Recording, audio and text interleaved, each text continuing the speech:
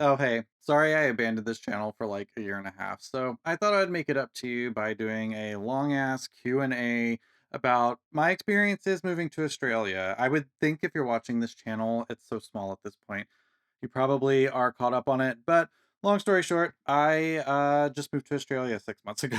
So we'll get into the reasons why and like what my experience has been like here, obviously through a Q&A I put out through my Instagram from my main channel. And yeah, we're just gonna do a cozy casual Q&A. I'm gonna talk about my life here and all of the things that shocked me. And yeah, y'all had a lot of questions, so I think it'll be fun to just do a cozy chat and rack up some watch time because I am going to spend some more time publishing on this channel because the main channel has been going through some evolutions over this like last 6 months, and it's caused things to slow down in terms of publishing. And I miss all of y'all, so I think it would be good to maybe just have more of a casual channel over here where we just hang out and it's not as formal. And you might learn something here, but like again, this is more of an ambitionless channel, I've got to say. So yeah, I'm gonna make what I want when I want for here. So I would love it if you would stick around. Just a reminder that if this got recommended to you in your algorithm, this is a new channel, and so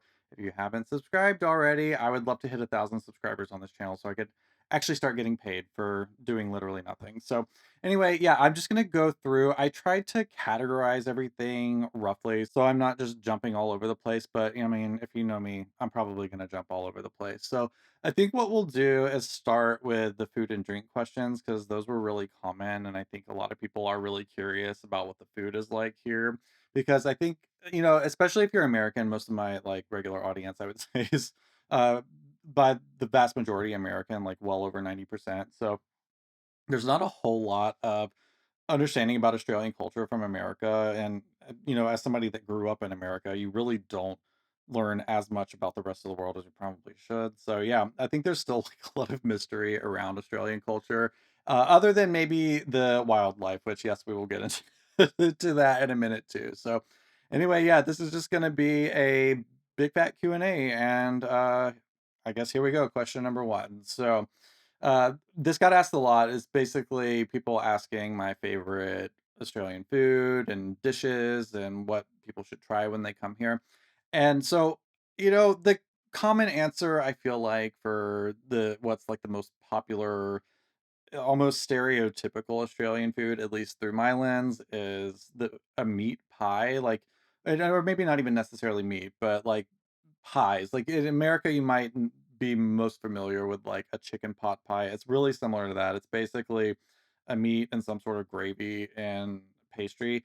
I'm not a huge meat eater. I do eat some chicken and fish, but for the most part, I don't eat a ton of meat. So I don't generally like things that like the star of the show is meat. So things like all the barbecuing and meat pies and stuff that Australia is really known for, I don't really participate in because I don't like it very much. So yeah, a meat pie is sort of like the standard. I know that like my Australian family is going to be watching this and be like, "Oh my god, he's representing us so terribly." But yeah, I think like a meat pie is like the stereotypical, at least in my mind, Australian dish. But it's not what comes to mind like as far as like my favorite food here. I would say that my favorite is the like the local kebab shop.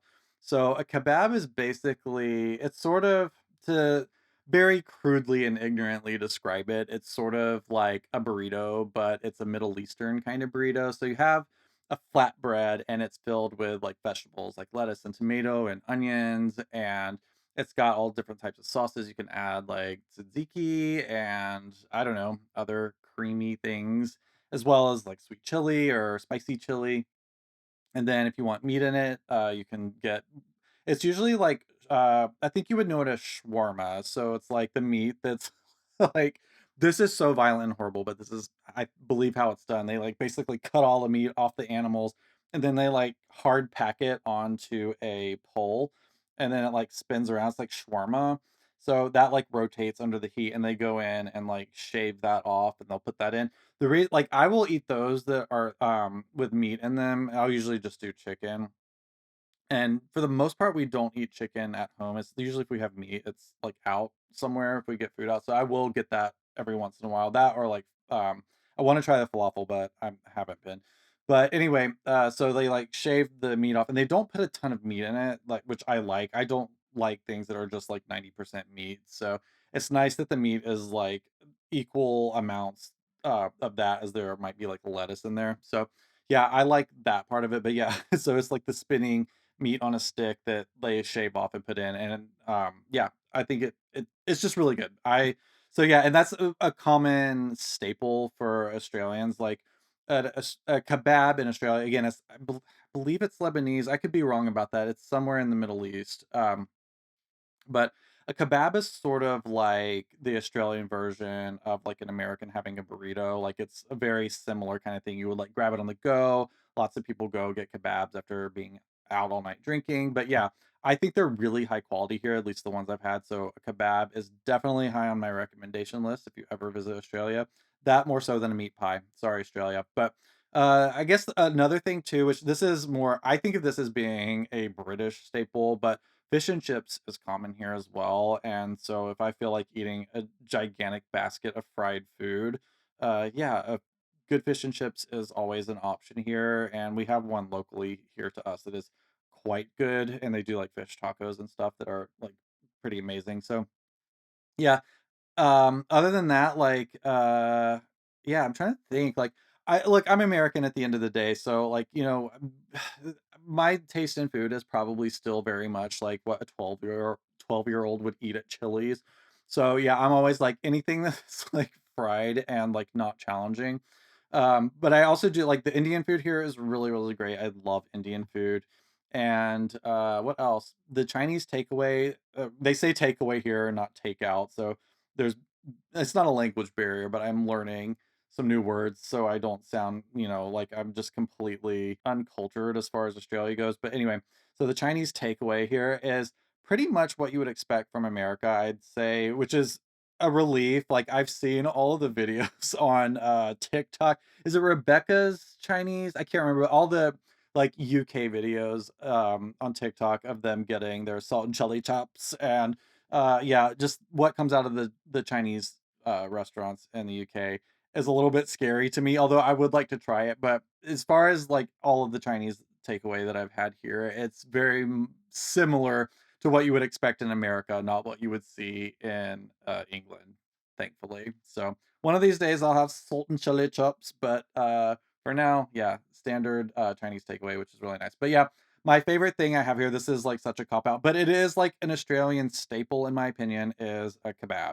So another question I got was obviously food related, like what are my favorite snacks? And again, it's not like I'm in a completely like 100% opposite of American culture. Sometimes it feels like that, but again, it's like, we're all just people at the end of the day and we like fatty salted fried things. So we have an Aldi near us and it's a bit different than the ones in America, but it's the same company. So we do a lot of our shopping there because it's cheap and really close by. So, and all of that being said, because I might forget to say it later, I have found that food in Australia, by and large, is much, much cheaper here than it is in America. I know that there are some issues here where people are still complaining about inflation. And it does seem like Australia is dealing with inflation, but it's not nearly as bad as America is because I believe there are some regulations here, at least as it pertains to like necessities. Now, if you go out and eat at a nice restaurant, you actually I think might pay more on average here. Like a lot of times we've gone out to eat and there'll be like just like dishes on the menu that are like $35 and that's, like, on par with, like, higher end restaurants in America, but you might see that, like it's a lot more casual here to begin with, but, yeah, you might go into a pub or a bar or whatever and thinking you're just gonna grab, like, a few nibbles and some drinks, and all of a sudden you spent, like, $150 on what you would call, like, hors d'oeuvres in America. So, some instances of things are more expensive, but it tends to be the more luxury things, but if you want cheap groceries, Australia is actually cheaper if you know what you're shopping for. So, we get a lot of our stuff at Aldi. There's a brand of, like, I guess they're made out of corn, whatever Cheetos are made out of, like, their version of Cheetos here, like, I think they have that, but there's also, like, one that's, like, a ring shaped, and they're called Cheezels. Aldi has, like, an Aldi brand, like, knockoff of them that we get all of the time, and I can't remember what they're called. because we just end up calling them Cheezels. But the reason I love them is they don't put MSG in them, and I have an MSG sensitivity, so I'm not like fully like allergic to it or anything. I think a lot of people can consume it just fine, but if I have enough MSG, it triggers my migraines. It's just like one of the many, many, many, many, many things that triggers aura migraines for me. So I have to be really, really mindful. If I consume something with MSG in it, it has to be really minimal and not piled on with other triggers like chocolate or alcohol. So I'm really, really careful about MSG. I always check for it in foods because I try to avoid it when I can because every once in a while you kind of just can't. So I don't, it just helps me avoid getting migraines because again, I just have it's one of my migraine triggers. But the Aldi brand Cheezels don't have MSG in them, and they are good as fuck. And I have probably eaten like 170 bags of them since being here. So um, also, like, the chocolate here is really good, just speaking of chocolate, but I have stopped eating chocolate altogether because again, it's the same with MSG. It's like the right chocolate in the right doses I can have, but if it's the wrong I've just had a hard time figuring out, like, what specific chocolate triggers my migraines. Some will be completely fine, and it doesn't matter if it's light, dark, cheap, expensive. I have not been able to find a common thread. It's just certain chocolates will give me aura migraines. So I've cut out chocolate completely, but the chocolate here is way better. The little of it that I've tried. Oh, also, here they don't say like the word candy, they call it lollies, and I still refuse to use that word. I think it sounds absolutely preposterous. So I still say candy candy here, but one of these days I'll probably switch. But I don't know. I feel silly going like, "Hey, does anybody want any lollies?" That please, that sounds stupid. Sorry, Australia. Oh, also, like, this is terrible, but I think actually my true favorite, snack here, if you could call it that, is one of the main grocery store, franchises here is called Woolworths, or as, like, the locals call it, Woolies.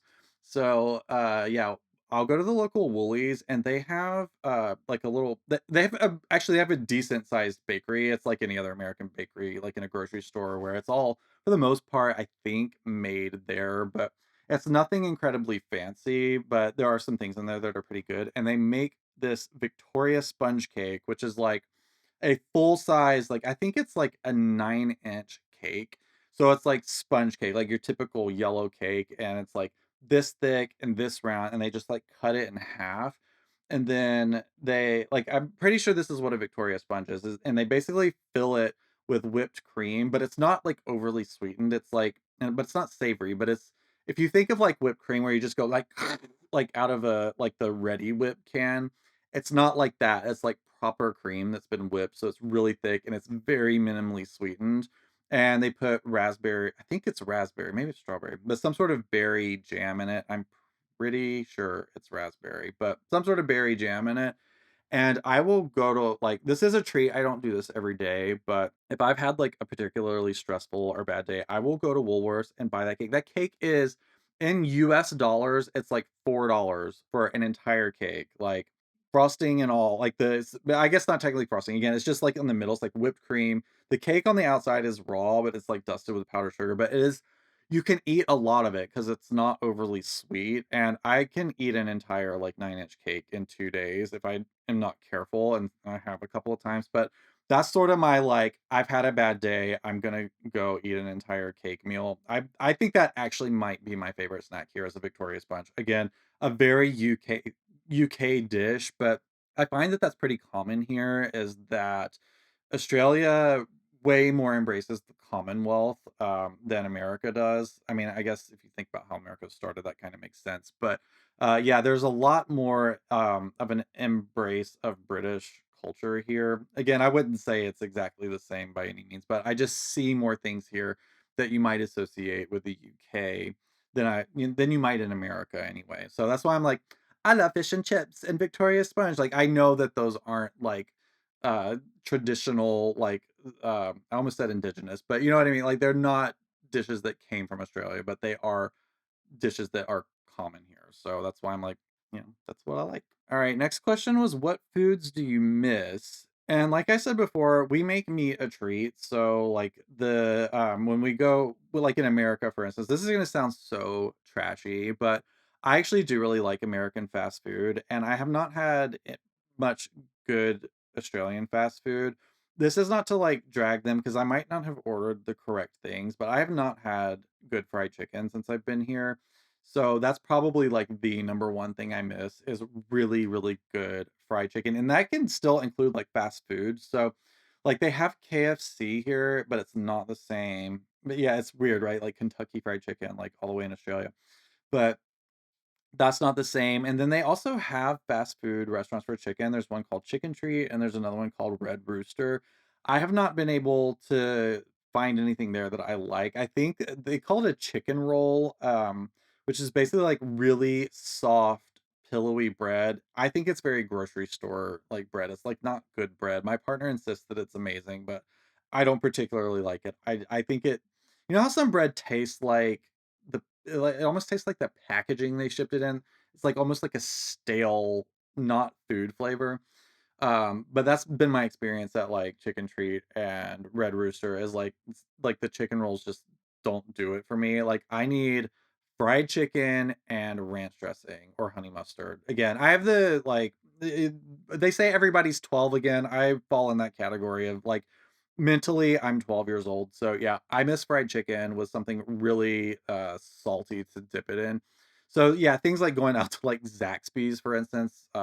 For those of you that know Zaxby's, I miss that. And again, this is like random and niche, but when we lived in Portland, there was a place called Hot Yai. I think that's how it's pronounced, but HAT space YAI, and it was in, I believe, North Portland. It's been years since we've lived there, but yeah, that was like my favorite of all time because you could get a like basically a fried chicken quarter with roti and this I think it was I'm gonna get the nationality wrong, but a curry that came with it that was just absolutely out of this world. It's probably my favorite meal I've ever had in my entire life, and I'll probably never have it again. So I just haven't found anything like it anywhere else. So yeah, that's what I truly miss from America is hot yai, but a close second is all of the great fried chicken you can get everywhere, whether it's from like local mom and pop shops or restaurants or, like I said, even just going to Zaxby's, like, I just miss a good fried chicken because that used to be our treat. Like, we would often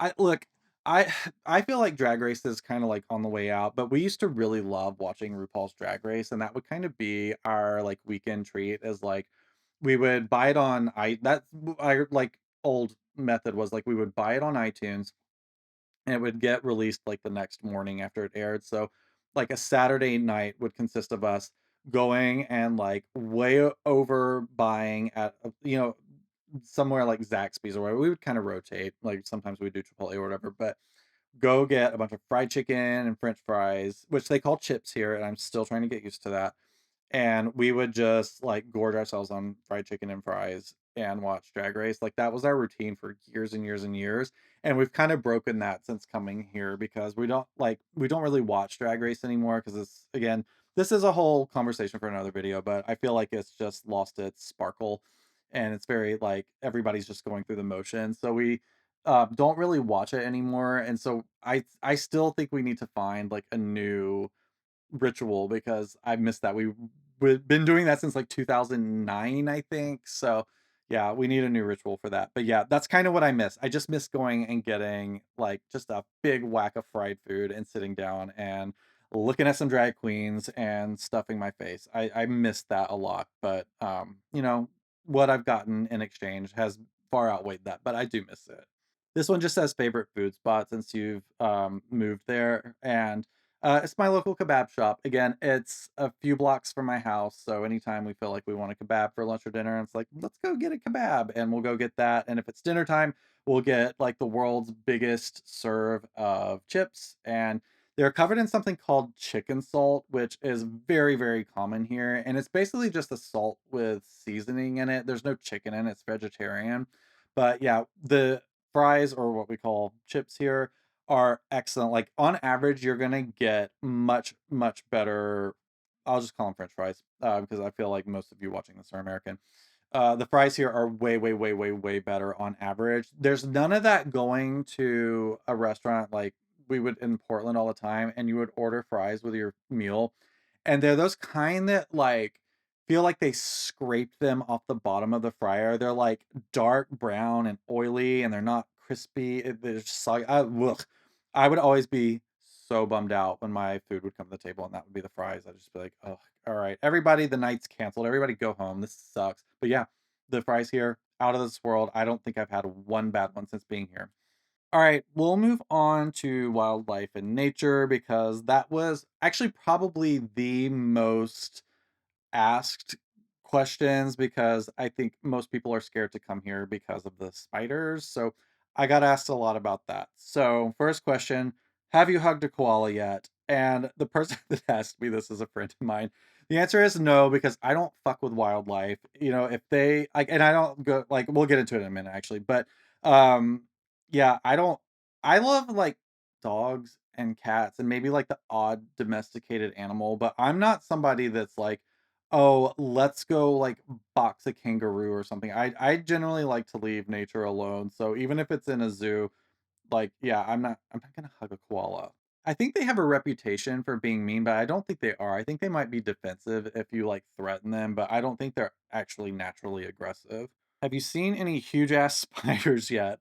So yeah, spiders was like one of the number one questions I got. People were very curious about if I've, seen any like you've seen some of those like I forget like the bird eating spiders that are literally like this big here, which are like out in the bush. Like we live in a city, by the way, so we live in a very populated city. So it's not like I walk out my back door and it's just like, bush where you might actually see stuff like that. So I have seen spiders here. The biggest, I've only seen a couple like really big ones that were like, I think they were wolf spiders. They were like, counting their legs, they were like that big around and they were outside and I didn't feel threatened by them. But I've only seen two spiders that are like that big. I have yet to see a huntsman. I've been so close so many times. I was at a relative's house and this is so typical of them apparently, but I think they had one in their bathroom and by the time they called me in to come look at it, it had like scurried off. So huntsmans are really fast. They're the ones that can get up to like this big and they're so scary looking if you don't know what they are. And I'm really, really intrigued by them. Like I'm dying to see one in person, but not to the point where why is this out of focus? Hello. Um yeah, I'm dying to see one in person, just not, like, crawling on me or even in my house, but they generally will get in your house, and even, like, when you live in, like, the suburbs and stuff, apparently they are around. I just haven't seen one, but they are apparently really smart and can figure out how to get in, but everybody here likes them. I even people here that don't like spiders usually will like a huntsman. It's harder to find somebody that's like, ew, like they have to have like a real phobia of spiders to not be into them. But yeah, huntsmans are like they eat flies and like a lot of the pests that are, just like annoying bugs. So people generally like having them around because they aren't harmful to humans. Like even if they bite you, I think it apparently just feels like getting pinched. I don't think it hurts that bad, and they're not like particularly poisonous. So what you have to look out for here are the smaller spiders. So I've been told like the rule of thumb, if it's brightly colored, avoid it. So things like a red back. I'm not gonna put pictures in here. I know a lot of people are really squeamish. I was sitting here thinking like, oh, I'll show pictures, but some people don't like looking at like even pictures of spiders, so I'll leave them out.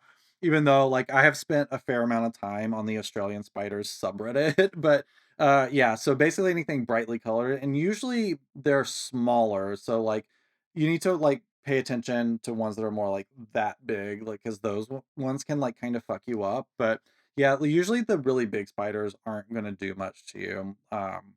Although I can't remember if funnel web spiders are dangerous or not. But yeah, I haven't seen any. I've seen two what you would maybe consider huge ass spiders, but they were wolf spiders, so they weren't like tarantula size. They were just like a really big, like sort of normal looking spiders. This next one, they just asked, are there actually as many spiders as people say? And again, I live in the city, so my answer would be no, but if we went and lived out in the bush, like on a farm or something, that answer would probably change. So, one person, I think this person had been here and they said how amazing is the wildlife. They love how unique and diverse all the animals are here. And One of the things I noticed, like, first things I noticed, oh, I didn't move here obviously sight unseen. I lived here for a brief, like, almost a year about 20 years ago, when my partner and I were like, we've been my partner and I've been together for a long ass time. But yeah, 20 years ago, I lived here for about a year. So I didn't come into this country completely blind, but I have not spent a ton of time here since then. So some things feel new and some things feel really familiar. But I remember, like, even my first time here and certainly coming back, one of the most notable things here are the birds. So one of like, if anybody asked me, like, what's the number one thing that reminds you that you're not in not in Kansas anymore, even though I'm from North Carolina, what reminds me the most that I'm not in my home country? It's the sounds of all the birds because they sound crazy here. They, like, sound absolutely ridiculous, and they're really loud, and they make noises that sound like somebody trying to make fun of birds. So things like magpies and crows, like, make crazy sounds. One of the really, really cool things is they have wild parrots here. So even in the city, like, we'll be on a walk and we'll see, like, a flock of what they call pink and grays fly by, and mostly people here, I think, take them for granted, but they're these really, really beautiful, like, parrots, like parrots, like this big, and they have, like, gray bodies and pink heads. They are so beautiful, and they, like, you just see them, like, everywhere, considering how, like, I don't know, you just would think that you would maybe see 1 or 2, like, every once in a while, but you see them all the time. They're so beautiful, and there are lots of different types of parrots as well. You'll see, like, green and red ones. I don't know all the names of them yet, but the birds here really are spectacular, and it's, like, one of the, like, quickest reminders for me that I'm not in America because you just, for the most part, don't see birds like that there. They sound insane, they look insane, and it really is, I don't know, it's just really cool. I do love the birds here, although I would say I kinda noticed, like, most everyone we know wakes up super early in the morning, like, on average, like, most people we know wake up between, like, 4:30 and like, between 4:30 and 7 o'clock in the morning, which, 7, I guess, is pushing normal times, but a lot of people we know just wake up super duper early, and I swear it's like a cultural thing here that everyone just wakes up early because the birds are so goddamn loud that you can't sleep through it. I feel like you have to be a really heavy sleeper to sleep through all the bird sounds, so I generally wake up at, like, 5:30 in the morning here. I'll probably go to bed at, like, I don't know, maybe, well, I'll probably get in bed at, like, 9 or 9:30, and then I usually sleep from, I would say, like, 10:30 to 5:30 maybe.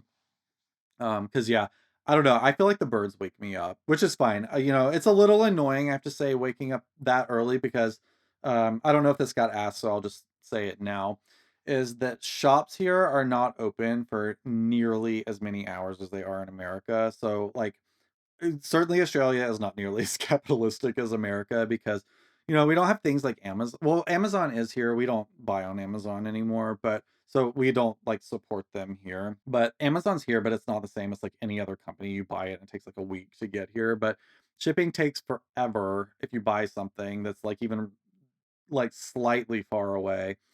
And, on top of that, like, buying stuff in stores, like, they have, like, late shopping on Thursdays, but on the average day, like, our grocery stores open at, like, 8:30 in the morning and will close sometimes at, like, 5:30. Like, if you have, like, a 9 to 5 job, you have barely any time to do your grocery shopping. Like, I think we saw a grocery store here that is, like, open 24 hours, but it is very rare for a shop to be open past, like, normal, like, office business hours. It's like, and I remember that from the first time I was here. I remember because I was in design school and I was taking art classes at one of the colleges, and I remember saying to my partner, like, I had crazy hours when I was young. Like, I would stay up all night, like, we're talking, like, I wake up at 5:30 now. I used to go to bed at 5:30, so I like, complete opposite sleep schedule, but I would sleep really late, and I would have college classes, so, like, I would just have free time at the oddest times, and I would just remember going like, "Oh, no, I ran out of something for an art project I needed to do, and I needed to go get, whatever it was, like, illustration board or whatever I was out of," and it was like, I think it was like 6:30 at night. I had just, like, gotten back from what we call uni, like, at university, and I was like, I'm out of illustration board. We need to go. Let's go to the art store. I gotta buy illustration board." He's like, I don't know what you think's going on, but you're not buying that here at this time. Like, everything closes early. So you definitely have to plan ahead for shopping because things will close and things sometimes have short hours. So yeah, you really have to plan around your shopping here because you cannot always get to a store exactly when you want to and it be open and buy so you can buy that thing. And ordering things online is not like, oh, Amazon, you order it and it's here the next day. You have to be really, really mindful of your buying, which I think is actually a great thing, but not always. Sometimes you need something really quickly and you're like, oh, God damn it, I'm out of like whatever this is and I'm not going to be able to get it for a week. That's very frustrating, but it's also like, a result of having a culture that's not overly capitalistic, which I do appreciate. So you take the good with the bad, but yeah, shopping here is like kind of annoying as fuck sometimes. So when asked about the weather, actually I got that question a few times. It is hot as balls here in the summer.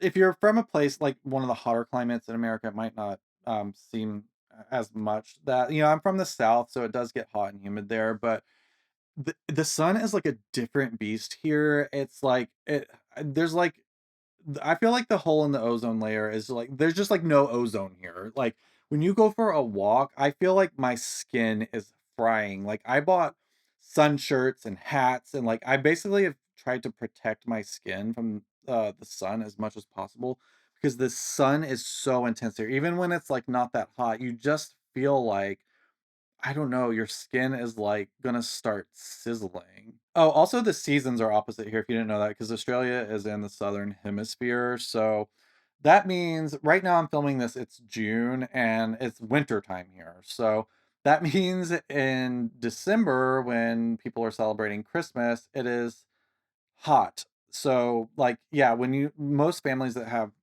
in Australia that celebrate Christmas will get together and do like have a barbecue and go swimming in the swimming pool on December 25th.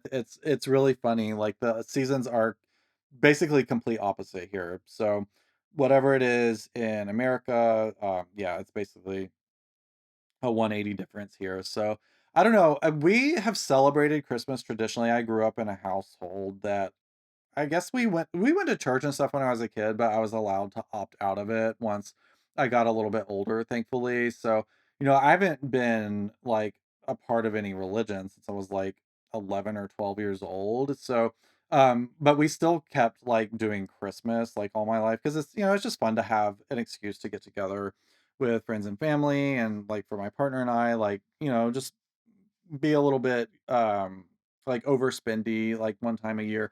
So we've always like still celebrated Christmas in a really secular way all these years, but now it feels kind of weird because it's like there's no religion in Christmas, there's no like possibility of snow, it's hot. It's like what's the point of Christmas for us anymore? So I don't know what that's going to look like. We do have family that does stuff or like they do Christmas get-togethers and stuff, but so we'll probably participate in those. But as far as like our own Christmas traditions, I swear we probably not this year, but we might start doing Christmas in July. And I think that's probably why Christmas in July was started, is because people were like, why am I singing like, I don't know, I'm dreaming of a white Christmas when it's 107 degrees outside. So yeah, we might start doing that. I think we might at least decorate and buy some gifts in July. I don't know. That's TBD. So I don't know. Maybe Christmas is fully canceled from now on. But yeah, it's really, really, really hot here. Yeah, this is my obviously like because I just moved here 6 months ago. This is my first winter since moving here. And right now it's like it's sunny and beautiful. It's really more rainy than anything. It's not gonna snow here, but yeah, we've had a lot of winter storms, which have been interesting. All right, this next question I actually did some bullets for because I knew I would forget trying to do this in the moment. But I did get asked a lot about culture shock, like both good and bad, but people really wanted to know like what it was like moving here and if it was yeah, like what things were shocking. And again, when I think of culture shock, I don't think that's something that an American is going to get moving to Australia, even if you've never been here and don't know anybody here. It's not like moving to a country whose culture is so completely different that you really just feel like a fish out of water. And again, just as a reminder, my partner and I have been together for decades, and like his family is my family, so it's not like I've been out of touch with this pla like, I obviously know a ton of Australians and, so it's not like I just was dropped here with knowing very little about Australian culture. And again, I've lived here before, albeit a long time ago. So anyway, I'll rattle off a few of the differences that I think would be interesting to people. And some of them I kind of, you notice more as you're older and you've lived more, a longer life. But one thing I have noticed here that is pretty remarkable as there are a lot fewer homeless people here or houseless. I'm not sure what term we're supposed to use, but homeless is the word that I think most people are still using. But homeless, houseless, however you want to describe it, there's a lot less of that I've noticed here. And again, I live in a city where you would probably expect to see more of it. And it's not to say that there aren't people that I have seen people here that appear to be homeless, but it's not nearly what it's like in America. And I suspect that, I mean, it's not even like that far of a stretch to make, but I do think that Australia looks after its citizens a lot better. So you have fewer people that are in dire situations. And it doesn't mean it can't happen here, and it certainly does. But I grew up in a really, really small town, and, we're talking, like, a few thousand people, and, like, the air like, what we call the Tri-County area where there's, like you basically combine the 3 bigger towns into, like, one area, whatever. Of all of the, like, the close by towns, like, it was, like, I think 30,000 people all up. It was really, really, really small population, so, like, when I grew up in the '80s and '90s, I did not see a homeless person out, like, you just wouldn't see that in a town where I grew up, and again, they probably were there, but, there just wasn't enough of them that you would notice it at all, like, I never saw a homeless person until I would say went to yeah, I traveled to France when I was, like, 16, so or no, I was 15. So I was 15 years old before I saw my first homeless person, and then obviously as I moved, I to like more populated areas as a young adult, then that's just something you get used to seeing and you understand as being part of American life. But even in my small hometown now, like when I go visit my parents, you see homeless people every time you go out, and in multiple places, and it's just become a lot more of, what do you call it? Like it's just something that you see more tragically, and, again, there's a lot of reasons why that are probably not worth getting into in this video, but, it's America's becoming a lot harder of a place to live for a lot of people, and some of the most vulnerable in American society just are like do not have the resources they need to get back on their feet, and a lot of people are just barely getting by there and are just like one misfortune away from losing everything, and it just is happening more and more. It's awful. It's just it's one of many reasons that, America just doesn't feel like the country like it felt to me when I was younger, even though I would, argue that it's had its problems as certainly as long as I've been alive. But we're just seeing the degradation and quality of life in America, and it certainly does not feel like that here. Again, I see so I I would say I probably have not even seen a handful of people who appear to be homeless in the 6 months that I've been living here, whereas, like, in just the last time I visited my parents, I saw more people that were struggling, um, just in one visit there than I have my entire time here. So, anyway, that's one thing that I have noticed. One of the other, like and again, this, like, kind of parlays into that point, is that Australia has socialized medicine. I'm not sure how many people would know that, but, the healthcare in this country, for the most part, is paid through taxes. So, like in America, where you have to get health insurance to, like, even be able I mean, I guess I don't need to, like, describe American healthcare to you if you're watching this, but yeah, in Australia, like, you don't have to pay into any sort of health insurance system. You can get privatized health insurance here, but everybody that's, to the best of my understanding, anybody that's here, um, with, like, official residency, whether you're a citizen or, like, a permanent resident, you get access to healthcare. So, um, again, that's one way that this country looks after its citizens, and most countries are like this.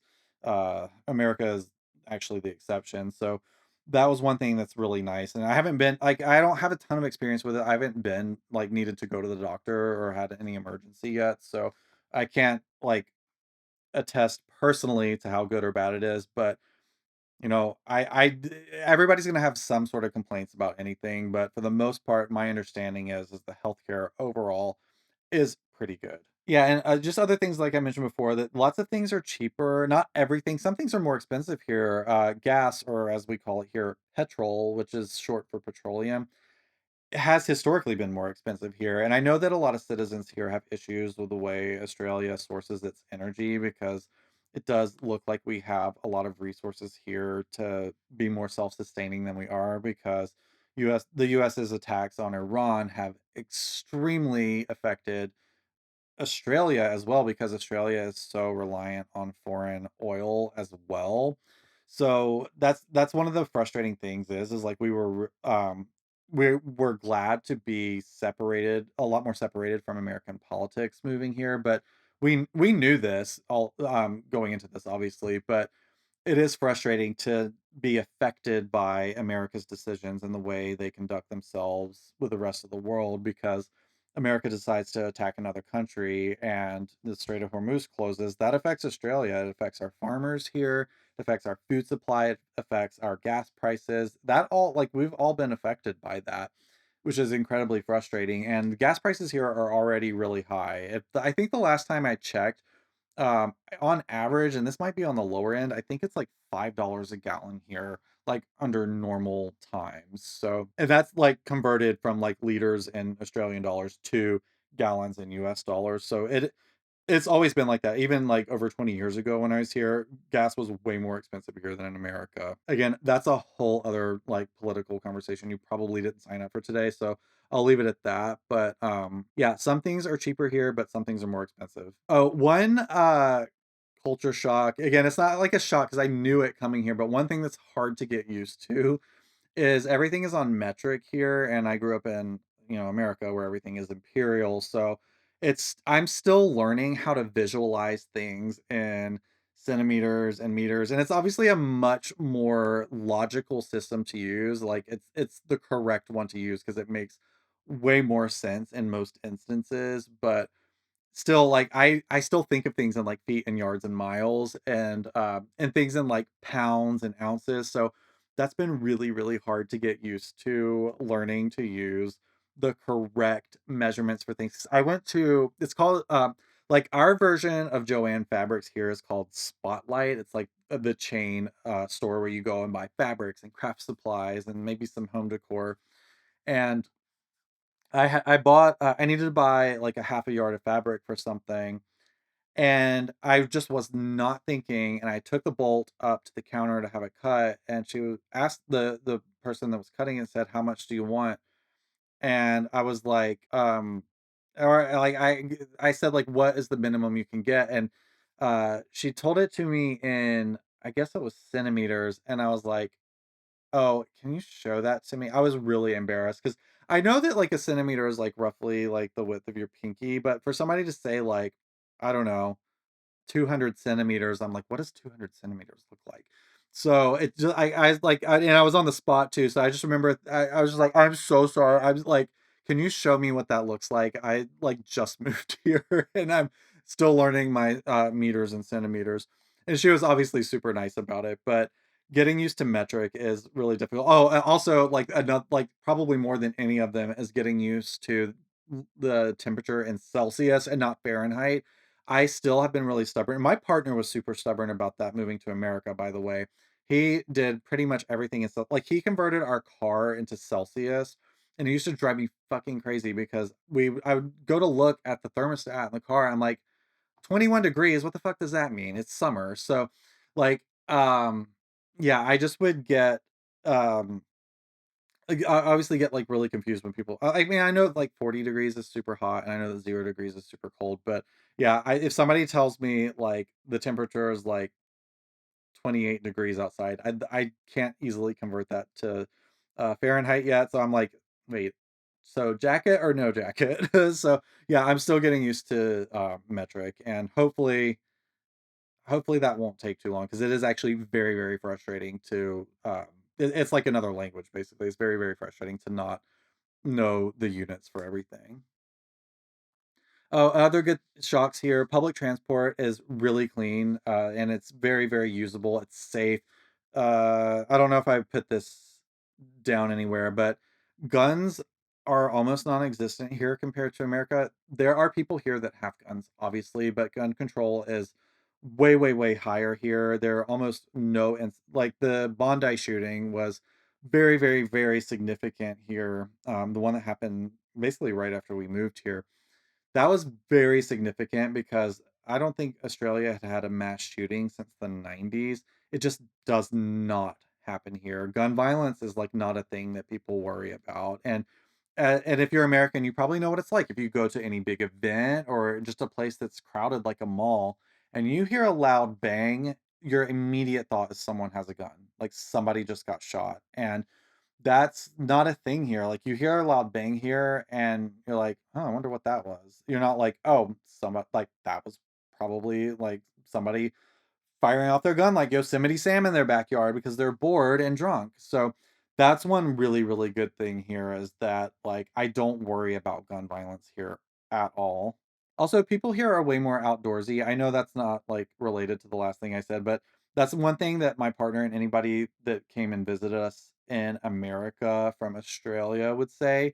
When we it'd be, like, a beautiful day outside, and we'd be driving, like, into, the city or something, and, like, you drive through a suburb or whatever, and everybody was like, "Where is everybody?" In Australia, people are outside, they barbecue, they have swimming pools, they go for walks, like, I see like, you cannot walk outside anywhere in Australia and not see people. Everybody's, like, always outside doing something.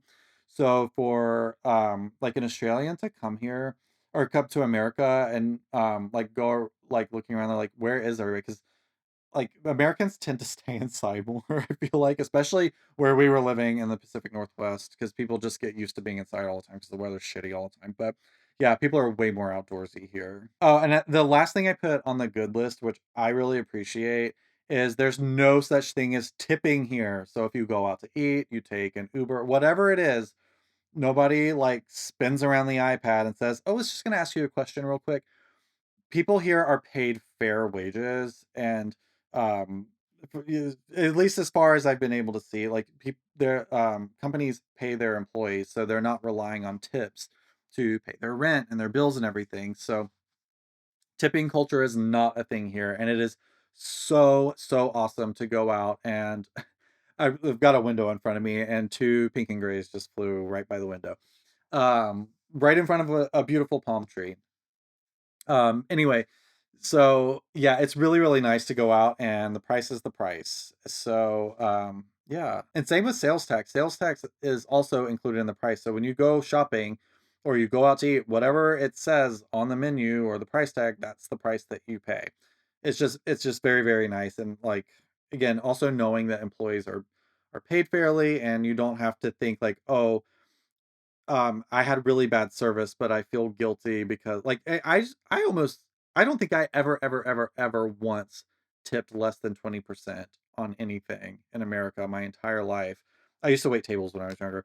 And I just yeah, like I even if I had bad service or somebody was like even kind of mean to me, I just could not bring myself to not tip or tip less than 20% because I know that those people are relying on that to pay bills and somebody might be having a bad day and that doesn't make them less deserving of being able to pay their light bill. So, yeah, I always tip 20% because I know, at least in North Carolina, where I waited tables in the early 2000s, that I would get zero. They would give me a paycheck and it would say $0 on it. And all of my income came from tips. So, I'm just so glad that that's not a system here. Like the tipping system fucking sucks, and it's an excuse for employers to not pay their employees a fair wage. Okay, here's some of the bad ones, or like at least in my opinion, things that I think are negative. So clothes dryers here are less common. So some people have them, but I know people that live in really, really nice houses that do not have clothes dryers. They most people here, again, correct me if I'm wrong in the comments if you've lived here and know more people than I do, but I don't know many people that don't just wash their clothes and hang them out on the line to dry. Again, it's like it's so hot here a lot of the time, and it does get difficult in the winter when it's like the thing that's annoying about this, I actually like hanging my clothes out to dry, at least conceptually, because it's saves energy and you just use the sun to dry your clothes, and your clothes last a lot longer too. So ultimately, it's a really good thing. But we had like a storm roll through, and it was like rainy for 10 days, and I was like, what do I do if I run out of clean underwear? Because we don't have a dryer and there's no like you hang your clothes out to dry outside, and it takes like 10 days for them to dry. So a lot of people, like some people we know might have a fire and they like would just hang their clothes inside in front of that. So I'm still getting used to like planning around like sunny days to like wash and dry our clothes, because even the dryers that you get here are not very they're not the same as American ones. They generally aren't like ducted out through the house. So I know people that have dryers that they've bought here that they just don't even use because they're like, yeah, it took like we ran the dryer for 5 hours and the clothes were still wet. So that's something to get used to here. I don't know. I might at some point be naughty and find a way to like import a dryer or something. I don't know. That's probably not even possible. But drying clothes here is kind of a son of a bitch to deal with, I have to say. So, yeah, that's one thing that's less common, that's annoying to me. But, it's again a small price to pay. Oh, also on that same note, central AC and heat are a lot less common too. So if you're not acclimatized to Australia, like it can get kind of hot and like at night especially, because a lot of people I know just will open the window and just use that to kind of cool things down. But the most common cooling system that people use here is what is called, and they just call it an evaporative, but the the way I understand how it works is it's basically a system that sucks air from the outside, like basically through the roof, I think. But it sucks outside air in, which is really great. But to cool it down, it uses like evaporating water to cool the air down. So it adds extra moisture into your house. So you have to run a dehumidifier to keep the air dry in when you run that. The benefit of it is it does bring in a lot of fresh air, which I think is really great. But um, yeah, it just it's not my favorite. I have to say I miss having just like you set your Nest thermostat to whatever your temperature is, like 72 degrees or whatever. I can't even remember what we used to set it to. But just setting your Nest thermostat and your furnace and your air conditioner would just do whatever they needed to do to keep your house at the same temperature all the time.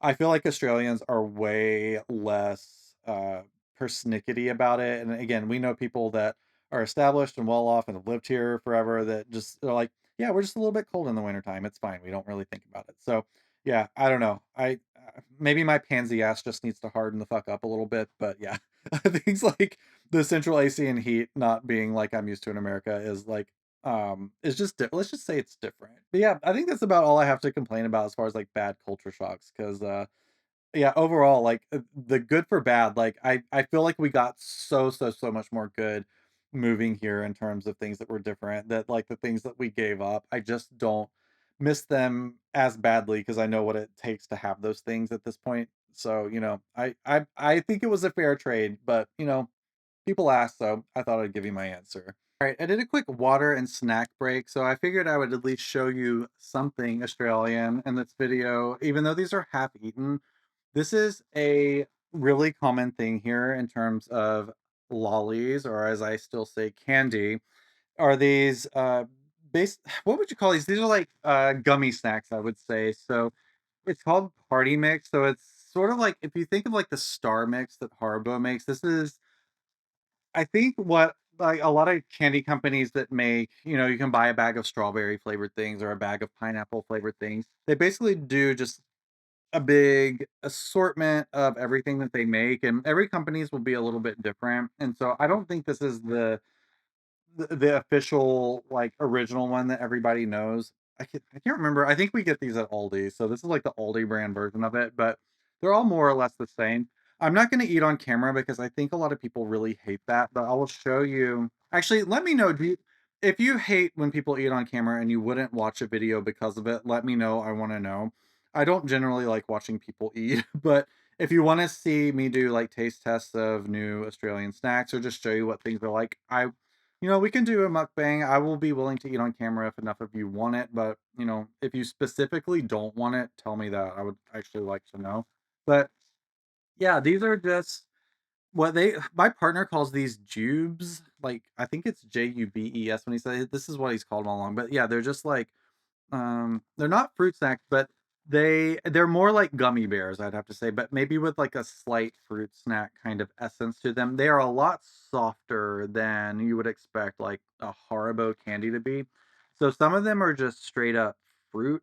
Like this one would be strawberry, and this one I think is supposed to be no, this one's a strawberry. It's like strawberries and cream. It's got like a strawberry texture on it. I don't know why it's that color.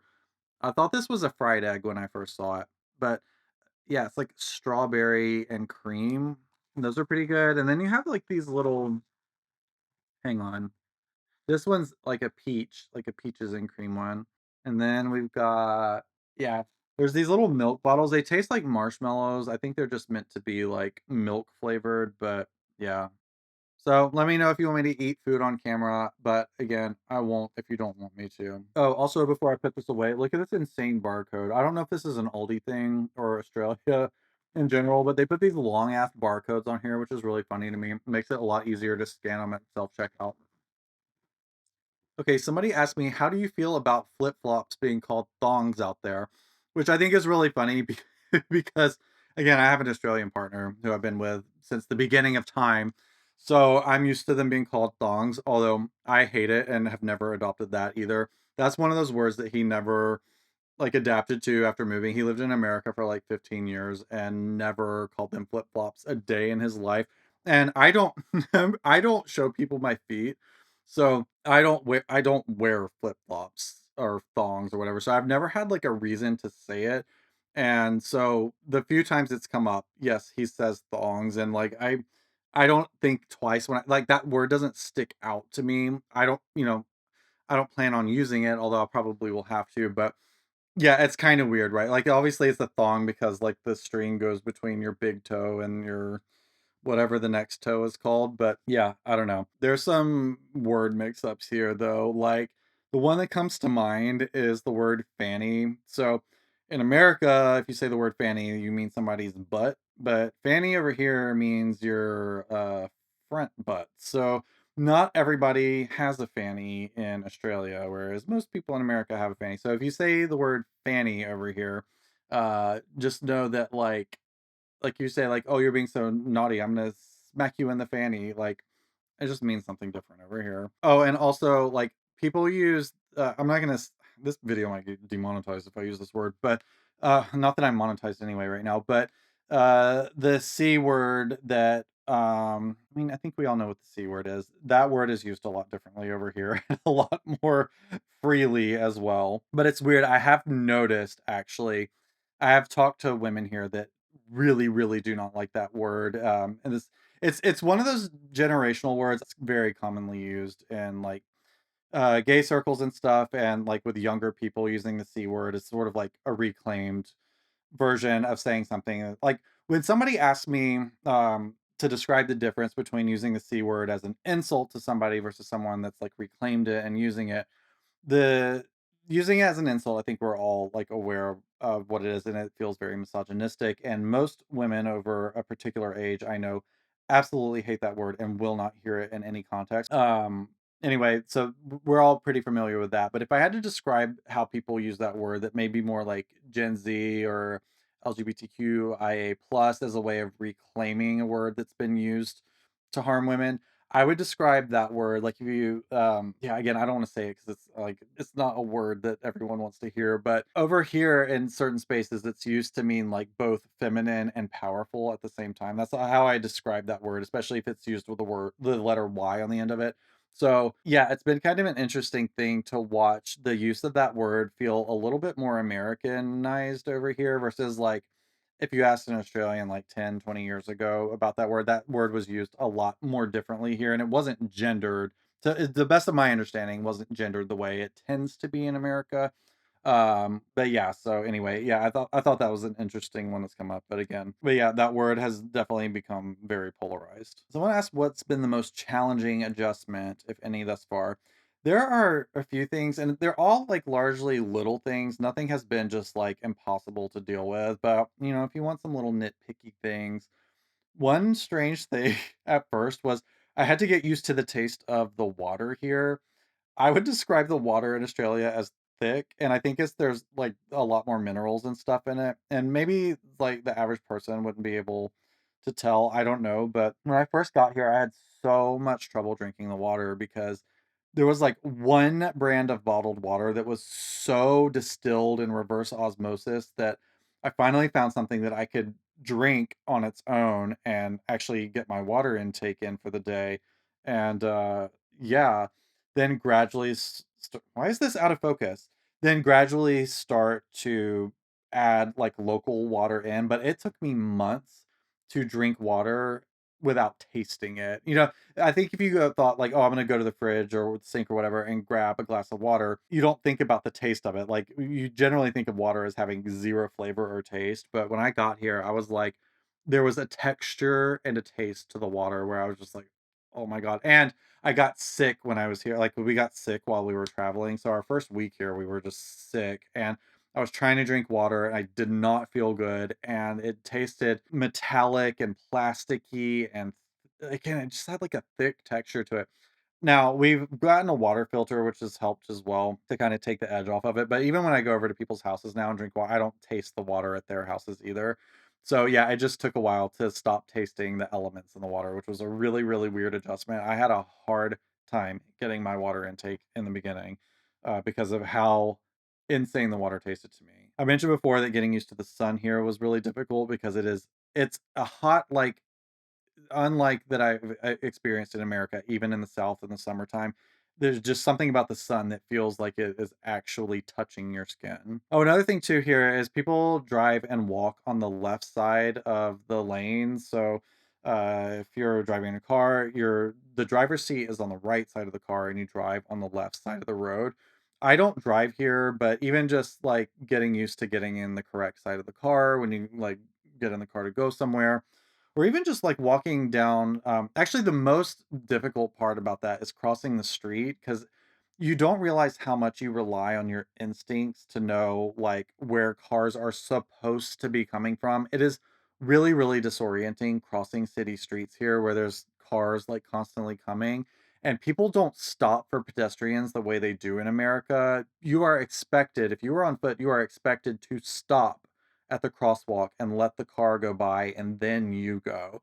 There's none of this like pedestrian has right of way stuff here. So I've had to be really, really, really cautious when crossing busy streets because I can't rely on my instincts of knowing like, okay, look here, look here, look here, and go. You just kind of know where to look. And when it switches, like your instincts get thrown off. So when I cross the road here, I have to shut everything in my mind off and go, cars are coming from this direction and this direction over here, looking and paying attention to where somebody might be turning. Because again, you don't have the right of way. So you need to make sure nobody's planning to be in your lane. And on top of that, there are tons of roundabouts. So people will be like doing this and all of this, and it's all just all opposite. And I get really nervous crossing the street sometimes because I'm like, I can't rely on my instincts. I have to like pay attention, like you're gonna go here and then you're gonna go here. Oh, now there's another car coming. So yeah, crossing the road has been like an interesting adjustment. Oh, and another kind of annoying thing that I'm just now like thinking about is the voltage is different here. So there were a lot of appliances and things that we couldn't bring here. So my sewing machine had to get sold.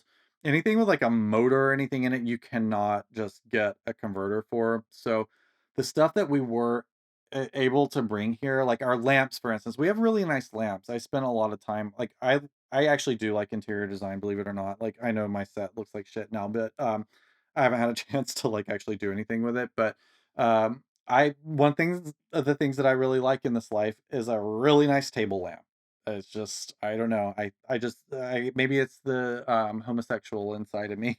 That sounded weird, but yeah, I love a table lamp and I love ambient lighting. So I've spent years collecting really nice lighting, and I didn't want to give it up when moving here. So we brought all of our lamps here, and one by one, my partner had to rewire all of them so that we can use them here because the voltage I think is 240 here, and I forget what it is in America. But yeah, that was that was a weird adjustment as well. Yeah, and on that note, someone asked what the hardest adjustment has been moving to a new country, and I just it really is at the end of the day like being so far away from the people back in America that I love, and having a hard time syncing up our schedules with talking to them. So if I want to call somebody at home, they might be asleep. Like right now I'm filming this, it's lunchtime here, so it's like noon.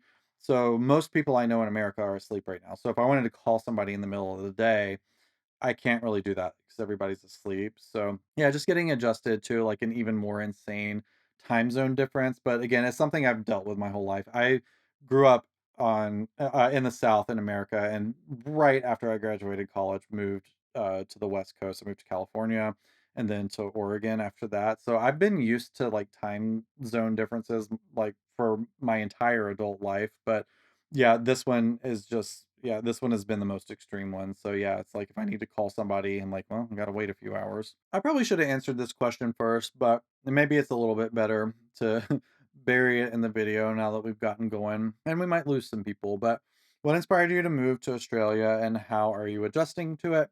I think we've answered the adjusting part all right, but what inspired me to move here, maybe a lot of people don't know, but my partner is Australian born, and we've always talked about moving here. Our plan originally was to retire here at the very least. We knew that this is where we would sort of spend the end of our life. I didn't think that we would move here as soon as we did.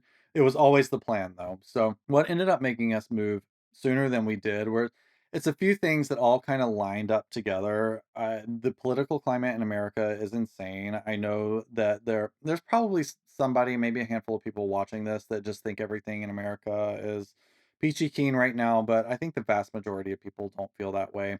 Again, I don't need to tear into all of the reasons why, but one of the big issues that has continued to be leveraged against the American people is the issue of immigration, and that largely affects people that are brown in particular, so people from even like Mexico in particular. There's obviously been a huge smear campaign that's been incredibly racist in America, and a lot of people have fallen for it. And there's just a big demonization of immigrants in America as a whole.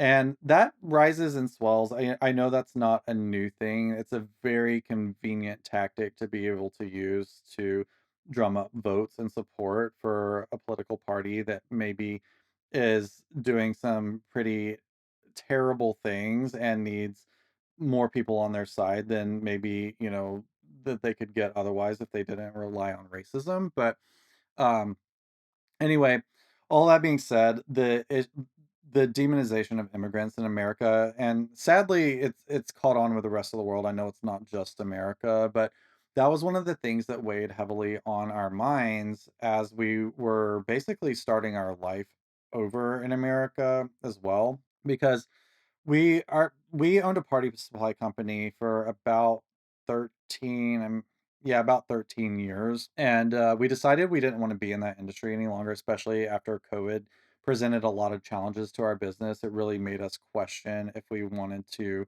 do that. I might actually do a whole video on all of that, like a separate video for this channel. I've been asked about it enough, and I obviously have some strong opinions about all of that as well. And it's just kind of an interesting story to hear, like, that chapter of my life. But anyway, we made the decision that we didn't want to be in that industry anymore and get out of running businesses that were products based, that relied on manufacturing and importing and having huge payroll and expenses for just I don't want to say corporate expenses. It makes it sound like we were some huge conglomerate, but just like the overhead that we had, our business cost tens of thousands of dollars a month to run, and we just didn't wanna do that anymore. And I was starting to, like, get into content creation as well, and as a complete fluke, almost by accident, and I realized how much I loved it, and I was like once we kinda realized that we wanted to move into something more like that, we started ramping down our business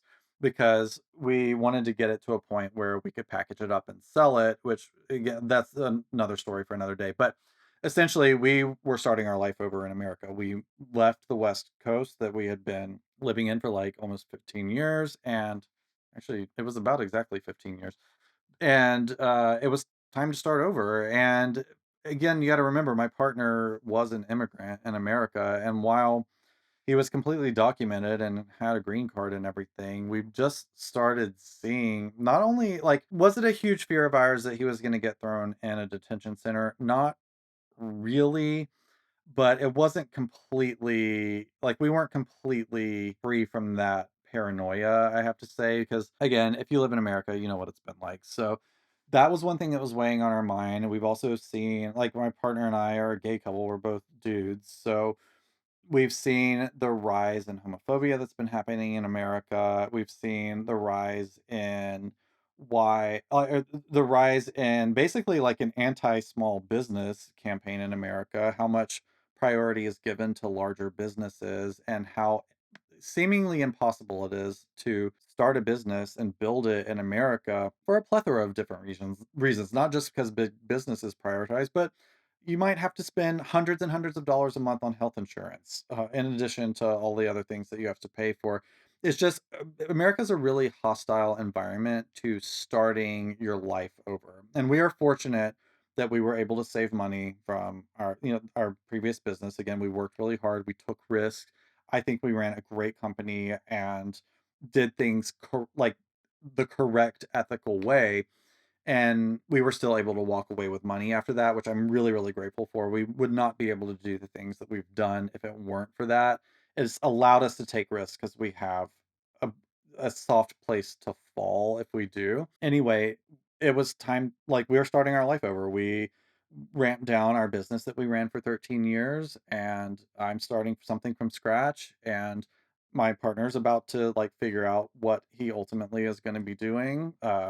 As far as like money making goes. And we sold our house as well. We had a really beautiful house in Portland that we loved, and again, without like completely trauma dumping today, like one of the reasons we sold our house was like one, we wanted to move somewhere different. We were sick of not seeing the sun like 9 months out of the year, but also our business had accrued debt during COVID because of shortages and inflation, and we were also like dealing with a dip in sales as well. Like a bunch of things came together that we needed to take out loans so that we could continue to make payroll and continue running the business. So we had, I don't think it crossed 100,000, but we had tens and tens and tens and tens of thousands of dollars in debt. And we said, you know what? Let's sell our house and we'll put money from that into to get our debt paid off, which we did. And it was definitely worth doing. It's like a hard pill to swallow, obviously, to have to rack up that much debt and get it paid off. But again, we were very lucky in a lot of ways that we were able to do that. But yeah, at the end of the day, we sold our house, we ramped our business down.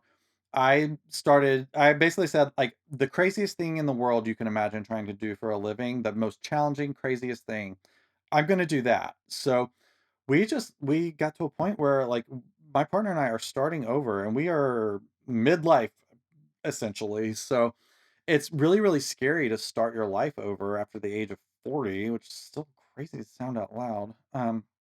Everybody in the comments tell me I don't look 40. 'Cause I'm not 40, actually, I'm older than that.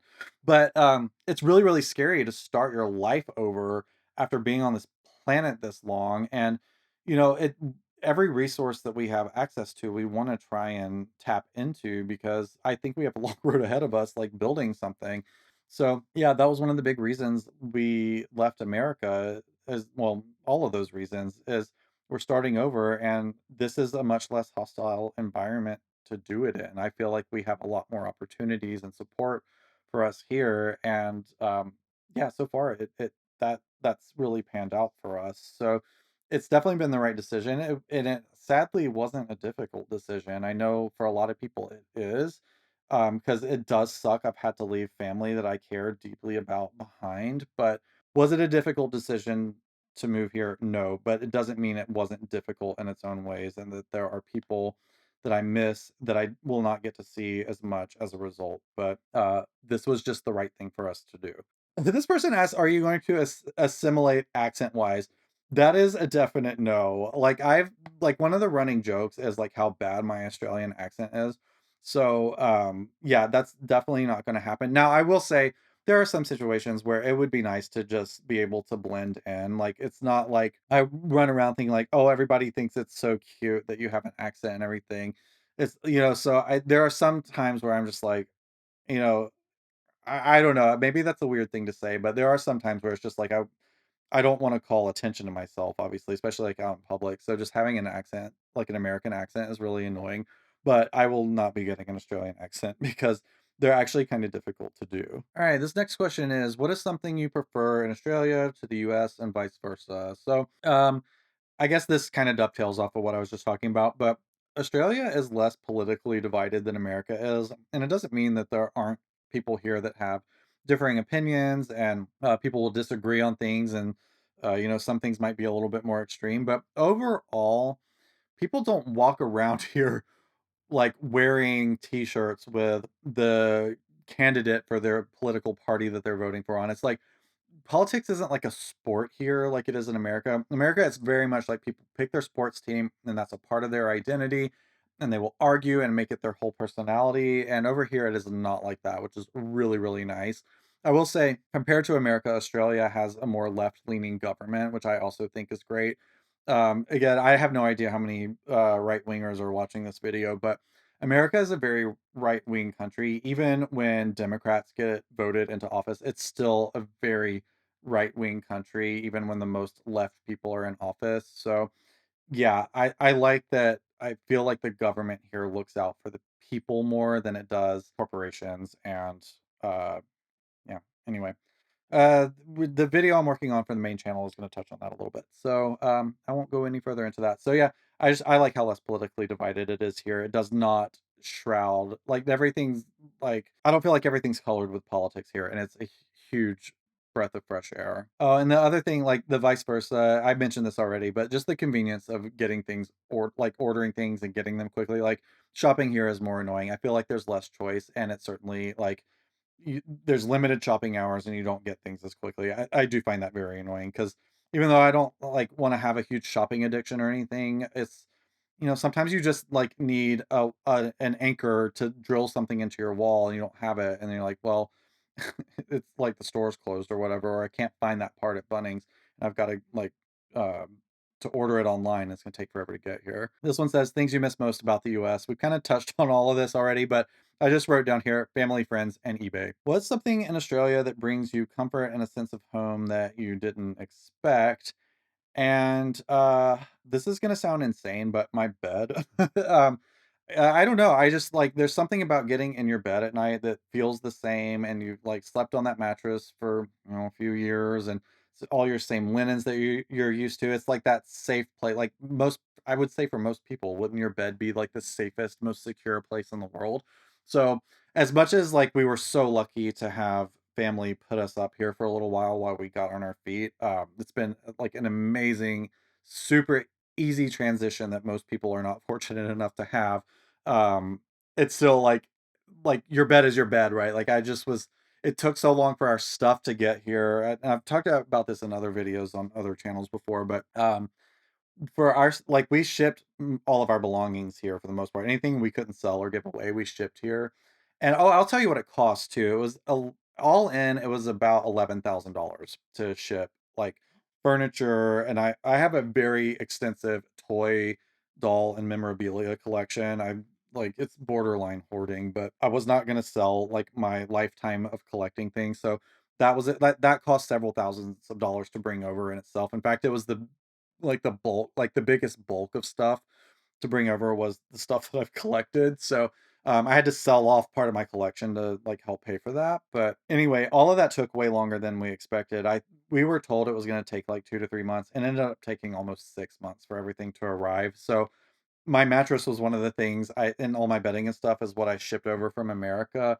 And I thought I was only gonna be without it for 2 months, but I had to go half a year without my mattress. And we had beds here, and they were perfectly fine and comfortable as if you were staying, like, in an Airbnb or a hotel, but there's just something about your mattress that you picked out personally, that you've slept on for a long time, that feels like your cozy, safe space at home.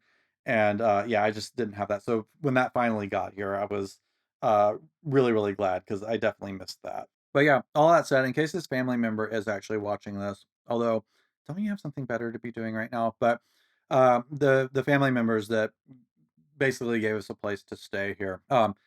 What one in particular worked really, really hard to make this place a soft place to land. So we had beds and towels and like all of like any we didn't have like we got here, we landed, we were sick, we did not have to leave the house. We had everything we needed. Like we had a home when we got here.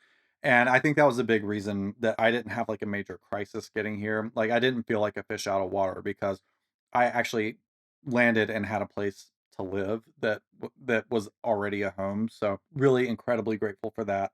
And so yeah, again, I just I guess saying this because some people will watch this video like wondering like what it's like to move to another country and they might be thinking of doing it, but I feel like I need to constantly state that we had a lot of privileges and connections here that made this a soft place to land for us. Moving to another country is incredibly expensive and can be incredibly difficult and scary, even if it's something, a country like Australia, which is not super culturally different. It can still be really expensive, difficult, and you can potentially wake up one day and be like, "Oh my god, what have I done?" And now I'm stuck here. But I just have had like a lot of privileges that have allowed me to be able to do this that I'm incredibly grateful for. Is there a US region or state you can compare the area of Australia that you moved to? This is a little bit difficult because it is so far away that it is going to be inherently different. But I would say like something coastal, probably more maybe like Southern California, maybe, but most of Australia lives, like, on the coast, like, on the outer edges, because it is so incredibly freaking hot here and dry that not a lot of people live, like, in the middle of the country like they do in America. Most of the population is, like, in the brackets on the outside, so, we do live in what I would consider I don't know if this is officially considered a coastal city, but I am on one of the coasts. Sorry, I'm not telling the internet exactly where I live because people have gotten weird with me online before. Do you feel relieved getting out of the current hellscape that is the USA? Yeah. How is it similar and different to the US? I think we covered that pretty much. So let's see. How much is gas? Like I said, I think it's about $5 a gallon. When you run all the conversions, I think on average it's about $5 a gallon. Where we live, I believe it's higher than that. But we don't have a car right now because we are, again, lucky enough to live somewhere where we can walk most places we need to go. And if we can't, we can take public transport. Like, I haven't even taken an Uber or anything here. Generally, like, we'll get on the train to go somewhere if we need to go far, but we can also rent a car, and cars are a little bit cheaper to rent here as well. So if we needed a car for the weekend, we've just rented a car, but we're gonna buy an electric car. That's one thing that we felt strongly about doing. But yeah, there's a brand called I don't they must have them in America. I'm not sure, but there's a car brand called Polestar. I think it's the same manufacturer as Volkswagen. I am not a car person, but I think Polestar is like the cheapest or one of the cheapest, like budget friendly electric cars that you can get. So that's what we're gonna do. We're gonna buy like a cheap electric car, and I'm really actually kind of excited about it. On that note, people are asking how are the drivers? It's like night and day here versus America. Like America drivers are insane. Like we've seen insane stuff on the road. The South is I've seen people try and kill each other behind the wheel, growing like especially in South like shout out South Carolina. You're some of the worst drivers in the entire world. Um, Almost gotten killed multiple times by aggressive, mean-ass drivers, particularly in South Carolina.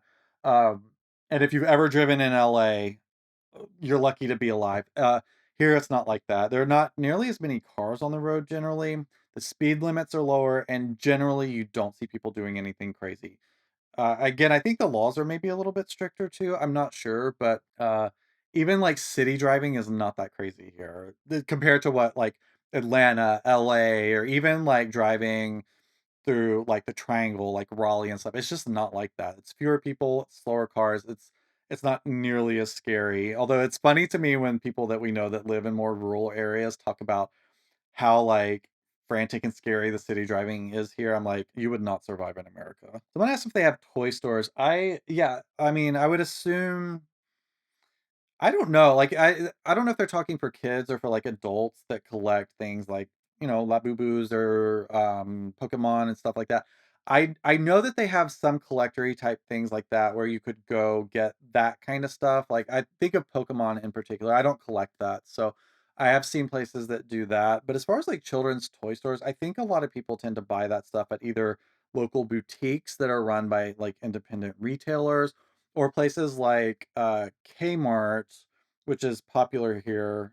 They say it's not the same company. I think it's the same company, but Kmart is still very much alive and well here. They might buy them at grocery stores or even Target. But we don't shop it. We're participating in the Target boycott. So, yeah, we don't do any of that. But I think Target is probably a place where a lot of people buy toys. If you're talking like for your kids, or maybe I'm guessing they carry like Monster High and all that stuff here there too. If you're like an adult that collects dolls or toys or whatever or Legos, I bet the Targets here probably have those because they look pretty big, but I haven't been in one. What's the healthcare like? We touched on that. I can only talk about what it's like having the benefits. I haven't done anything other than go to the dentist, so I couldn't tell you what it's actually like to have an emergency and go have to like sit in a waiting room. So that's TBD. I haven't had a. Hopefully, we'll never have that experience personally. What's the top 10 items that you were most worried about losing and having to replace? So that's probably referring to putting all our stuff in shipping boxes and like three gigantic crates and putting them in a sea container. And basically, they were in storage for a few months, they were on the ocean for a few months, and then they were in customs for a few months before we actually got them delivered to us. So I was beside myself with worry about some things especially when I realized how long they were going to be outside of my possession. So I would say like one of the main things I was concerned about was honestly where like a lot of my net worth is, and that's in my collection. So that includes things like toys, dolls, certain like I collect things like particularly like music memorabilia from like the 90s, things like from the like band Hole and Courtney Love and things related to that. I have some irreplaceable stuff like that. So I collect stuff from the 80s and 90s basically, and a large part of that is I have a gigantic doll collection, and some of you probably know that. But, like, not only is the collection big, it's like I have very specific, rare, hard to find, one of a kind things that are irreplaceable pieces of history. I have a prototype of the original American Girl doll that I think there's only one in the world. If there are more, they've been kept in secret, but I have a prototype, like a doll that was made before potentially even Molly, Samantha, or Kirsten were made. Not sure, but yeah, like the first prototype American Girl doll. I have a ton of prototypes, like Pleasant Company prototypes. Those things I was really, really worried about getting damaged or like worse, lost. I worried a lot about that. And just things I have an original painting by Hodges Swallow who did the Babysitters Club painting. So I have the original painting from one of the book covers of the original Babysitters Club series. I have the original painting from the cover of that book. Um, there's some other stuff that I'm forgetting, but I just have a lot of like really cool shit from the 80s and 90s that I can't replace if it gets messed up or lost. So I was really, really worried about that. The other thing I was really, really, really, really worried about were my guitars because I have a couple that are really sentimental to me, and I have one guitar that I feel like was basically made for me. I've never played a guitar that I love more than it. It's not in this room, but I have a 2017 shell pink hardtail Fender Mustang, and it is my favorite guitar I've ever played. It's I don't even feel like I'm holding an instrument. It feels like it's a part of my body. And I haven't had it like that long. I've only had it for a few years, but I don't want to lose that guitar because it like I've been but again, this we're just hanging out today. I have no idea how long this video has been going, but I have gotten back into writing and recording music, and like the majority of the album that I've been working on has been and I started working on it in America. The majority of it has been recorded with that guitar, and so if I need to go back and like re-record certain parts or recapture certain sounds, I will not be able to capture that exact sound if I lose that guitar. So even though it's not particularly sentimental, it will be eventually. But yeah, my pink Mustang is like like it's like an extension of my body. So I was really nervous about losing that because even having to go buy a vintage one and replace it, it still's not gonna be the same guitar. So I was really nervous about losing that. And then I have a couple of really nice guitars that are sentimental, that I've had for a long, long, long time. So I was worried about my guitars. And then other than that, our dog that passed away a couple years ago that I still cry about it from time to time. Like I really, really, really miss him. He was over 17 years old when when he died, and I got him when he was like 3 months old. So I mean, he was like my best friend for 17 years, and it was a really, really hard transition after he died. It was, and those of you that are dog people understand. I feel like people that have like 5 kids are like, "It's a dog, like, what does that matter?" But, uh, yeah, as a childless person, like, that's the closest thing I'll ever have to a child is that dog, even if we end up getting a dog in the future. It was just really, really hard losing him, and his we still have his ashes, so, like, yeah, I was, like, kinda nervous. Like, this is gonna sound fucked up, but, um, I would have been devastated if we lost him, but I understand that he's already gone and that his, like, stardust is all we have left, and it would have been really devastating to lose that. So I was obviously nervous that we would lose his ashes, but like I said, this is really fucked up. But like I was just as worried about losing some of my other material possessions because we already lost Robbie, in the ways that are important.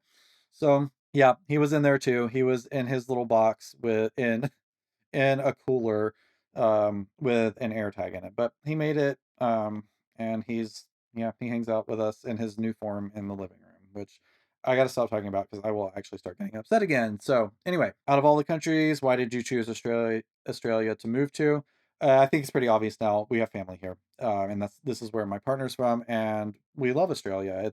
I think we would probably pick Australia even if I would say the one reason to not pick Australia as an American is how freaking far away it is, because that is like its own adjustment, and it's challenging getting home to see family. For me to see family in North Carolina, I have to be in an airplane. I'm traveling for 2 days. Like, and the flight from the west coast of Australia to the west coast of America is like a 14-15 hour flight that you can't get out of. So even if you lived in like where you could fly a direct flight, it's still a long ass time traveling. So keep that in mind if you're thinking about moving here, because if you need to travel to see family regularly, it's expensive as fuck to fly from here to there. And it's really long. Again, some of these questions have been asked multiple times. So like honest reasons and specific fears that made you move.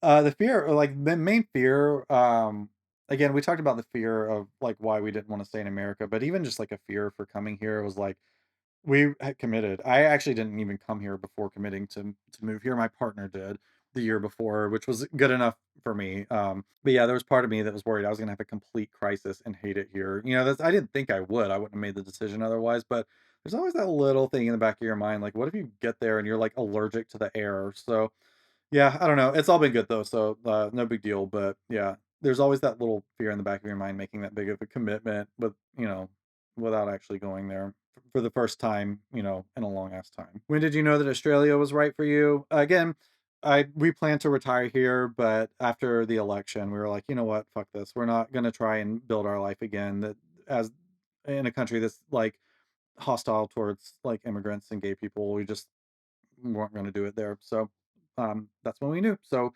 once after the 2024 election, we said, you know what, let's just go ahead and do it. I think we'll have a better time, and I think we were right.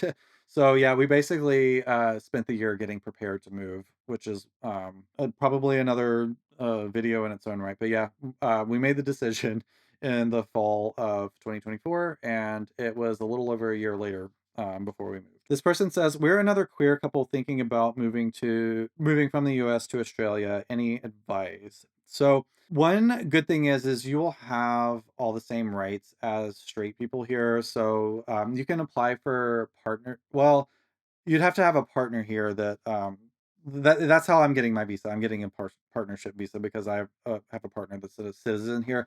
So it might be more difficult if you don't have a tie here.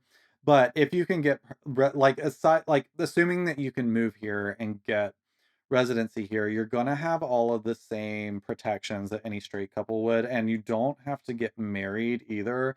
So they recognize de facto partnership. So that just basically means you live together and can basically prove that you share expenses in a household and you share a life together and you're like an exclusive couple. Like if you basically function as a straight married couple, as a queer couple, you're fine. Like you'll be treated exactly the same, at least in the eyes of the government. I haven't experienced any discrimination here, like personally, but that might vary depending on where you live and how visibly queer you are. Because that is a thing. Some people, and I would say that often people that are super homophobic or transphobic or whatever, they they don't they will be meaner and, like, more confident with people that they can visibly clock as being queer or trans, which is obviously fucked up, but, like, if you have visible signals on you that maybe would tell a stranger that you're queer, that could change things, but I don't hear of hate crimes being an issue here, although I can't imagine it's, like, hate crime free here, but, yeah, as far as, like, just your day-to-day life, I yeah, I don't know, I have some personal anecdotes that I could tell, but it would involve, giving information about friends and family members that I'm not comfortable doing on the internet because I don't have their permission, but everything that I've been able to see, I would feel completely confident moving here as a queer person, even if visibly queer or trans or whatever it is. I think that shouldn't be an issue for you. Again, don't come for me if you have issues, but for the most part here, the Australians are really laid back. Like, I feel like the country motto is like, "Eh, she'll be right." I think that's what the saying is, but I just people here are so much more chill and laid back. It really is a lifestyle, and I've appreciated it immensely. So with that comes people not really trying to get in your business and worry about like who's sticking what and where. Do you know what I mean? And there are plenty of like gay people here or queer people. Um, yeah, as with any country, and but yeah, plenty of us here, and plenty that are like fine being visibly so because it's perfectly safe to be in most instances.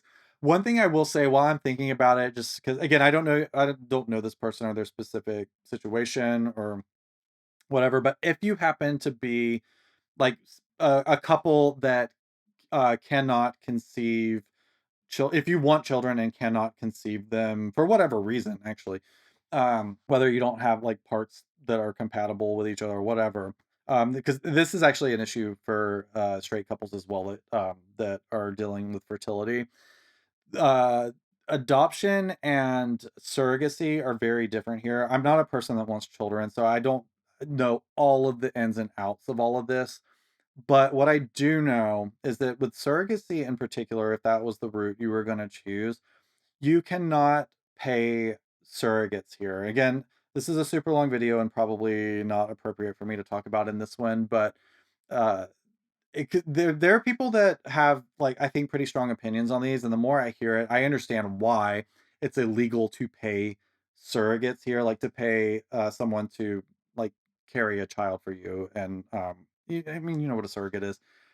You can only do it I forget what they call it, I think they call it altruistic surrogacy, but basically, you can get a surrogate if you need someone to carry a child for you, but they have to do it for free, like, you cannot pay them to do it, it's illegal.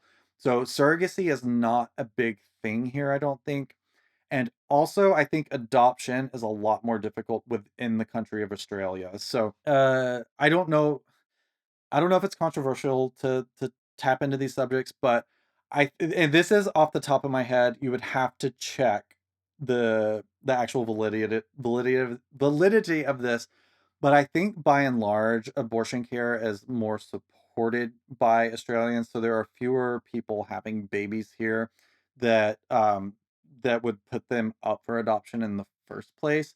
I don't think that, and then on top of that, I think reproductive care as the Australians are a lot more on top of it. And there's just, I think it's my understanding that if someone here got pregnant and didn't want to be like that, it's just something that's dealt with very matter of factly. And there aren't, I'll probably look it up and just delete this out if I'm wrong, but I'm pretty sure that there are a lot fewer children in the adoption and foster care system here. And I think that process is way, way different or at least somewhat different here, adopting. So, that being said, if you are thinking about having children and you need to go through routes other than sticking one thing in another thing and something coming out of that thing, and then something else coming out of that other thing, I would maybe start build your family in America before moving here. If, again, I'm not somebody that wants kids or has looked into this, but just to look at it, it seems like if that were something I were gonna do, I would adopt my kids in America and bring them over here. That's probably how I do it. But again, look, all that's to say is like having a child outside of the like conventional means is trickier here. So that's what I'll say about that. I think that's actually like probably the most uh pertinent topic for like maybe a queer or LGBTQ couple is that if you want to have kids, really look at what it takes to have them here versus there. All right, this question says, how awesome is your Australian family? I know who asked this one. That is one of my family members. So all I have to say is, you're all rotten and I hate every last one of you. Just kidding. Kinda. No, I'm kidding. I have a really great family here, and again, no I've known all these people. No, I've my Australian family I've had, like, for, what, over 20 years now, so again, it's nothing new. How welcoming are Australians to expats from the US? I gotta say, I'm not really it's gonna need a little bit more time on that. I haven't had anybody be mean to me, but I will say sometimes when people, like have asked where I'm from or will ask why I moved here, I always feel like there's a little bit like, "Oh, you're from America. Why did you move here?" Like it sort of says something about you. Why, like, so why are you here? Do you hate Donald Trump? Do you hate like all of the stuff that your country is doing? I feel like there's a little bit of undertone with that potentially. But I don't volunteer that. I honestly I don't know. I just think that's like not how it's that's not the only reason I'm here. Yeah, I have a lot of problems with America. I'm sure I've got plenty of problems with Australia that I will find out too. So I don't like I'm not going to be like I moved to Australia because America sucks. I moved to Australia because the timing was right and I love it here and this is where we want to live. So I don't make my entire move and identity about my problems with America. I have problems with every country in this planet. This person said maybe it's my experience, but I feel like people had crappy attitudes. I will say that I don't think that's true. I think if you're in the city, people keep to themselves and that's always something I've paid attention to. I think generally like even in Australia, like in the city, part of protecting yourself is not engaging with strangers. You don't know if somebody might be having a mental crisis or they might have just done a bunch of crystal meth or whatever. If you don't know somebody, and the denser the population is, the higher the odds are of getting yourself into a dangerous situation by even making eye contact with somebody. I have been friends with girls and women my entire life. Like I was like one of the girls growing up. So I'm just like acutely aware of like a lot of the things that women in particular face in terms of just like existing in public. So for instance, like if it's nighttime and I'm walking on the side like the sidewalk and I'm walking faster than a woman that's several paces ahead of me, I will cross to the other side of the street and walk that way, so she doesn't have to sit there and think like, "Is this person gonna grab my purse? Or they're gonna assault me in some way?" So I'm just like acutely aware of that stuff. So when I see somebody in public not making eye contact or wanting to be like nod and say hello, I understand that that might just be somebody that's trying to keep themselves out of a dangerous situation, and I don't think that's inherently a crappy attitude or rude. Like, I don't know a single woman that hasn't had some form of harassment or assault. So it's just like I do not expect, especially of women, to have any sort of friendly interaction with me as a stranger. So that like completely I would write off. But I think people here are perfectly jovial in the city. I will say, like moving from a small town in the south to here, people are more like straight faced with strangers. Even like going to the dentist, I feel like my dentist was very like she was very matter friendly, but not like overly like jokey or friendly, but because of my like shithead personality, who's like always trying to crack jokes with people, I think she kind of like I try and find a medium. If someone doesn't want to like laugh and I don't try and like overly force people to be like "Ah, ha, ha, ha, ha," every like minute they're with me, but as like we kind of warmed up to each other and got to know each other, I feel like we kind of can like it's like I have a more like interaction with her like I might with somebody that I've just met in the South. So people are friendly here. It's just a different culture, and not everybody wants to like laugh and smile and wave at a complete stranger here, particularly in the city. I think it's a lot different the more rural you get here, especially like the family that we know that are like very, very rural. They will remark about how when they come into the city, it's like a completely different attitude. So, in my personal opinion, I don't think people have crappy attitudes. I just think it's where you are and what's expected of strangers as a part of the culture. So, I would say I don't agree with that at all, but I can see where you might have experienced that depending on your experience here. I could see how an American would that would be their impression. What has pleasantly surprised you about living in Australia? And for me, yeah, like I said, I would say it just feels normal and comfortable here, but I am kind of predisposed to the culture because I've been here before. I have family here, so it's not like a complete culture shock or anything. But I'm not constantly thinking, "I live in Australia, I live in Australia." I just like, I'm at home, do you know what I mean? And I've moved around so much in my life that it's not like I lived somewhere for 20 years and then moved to a completely different place. So this is just like any other move in a lot of ways, and, most days I'm either filming a video or screaming into a microphone with my guitar or, I don't know, eating some lollies on the couch or watching, TV or TikTok or whatever. It's just my life is largely what it always has been, except I have, healthcare that's paid for with my taxes. What's an unexpected thing you love about living there? I gotta say, we live in a really awesome neighborhood, and again, I'm not telling the internet where I live. So, my neighborhood I live in particular has a lot of vintage houses in it, and they ones that were built like 100 years ago, and all of them are different. They're all brick. Like, brick houses are way more common in Australia. You don't see a lot of like 2 by 4 and drywall houses. Like I would say most houses here are brick. And but anyway, it's just like a lot of single story like vintage houses that don't look like anything in America. Like the roofs here are typically either tiled or like corrugated metal. But this like neighborhood has a lot of like terracotta tiled roofs that were built like in the Victorian era, and it's really, really, really pretty. And I another way I know I'm not in America because houses here do not look like they look in America. Although I do love the look of a nice Georgian home as well. But yeah, Australian Victorian homes I think are so charming and beautiful.